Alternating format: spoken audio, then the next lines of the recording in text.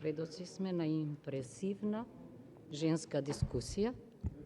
Респект за претходните говорнички, но еве околу еднаквоста меѓу мажите и жените. Првата констатација, владата на Република Македонија силно верува дека нема еднаквост во општеството ако нема еднаквост меѓу мажите и жените.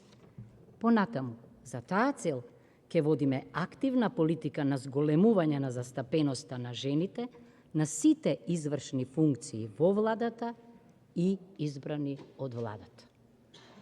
Извините, ама оваа влада е изразито машка влада, да не употребам друг израз. 20 членови на владата, само 4 жени. Што друго да кажем? Тоа е првата забелешка.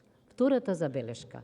Јас воопшто не мислам дека е говор што не треба да се чуе во парламентот, она што чувениот Дизраели, државник, премиер, пратеник, го кажал во секоја англиска книга за демократијата или во парламентарното право ќе ја најдете неговата констатација дека моментот на формирањето на владата го подсетува на моментот, значи не ги нарекувам јас, ниту потенцијалните кандидати со изразот животни, туку тој вели дека моментот на формирањето на владата подсетува на моментот кога во зоолошката градина се хранат животните.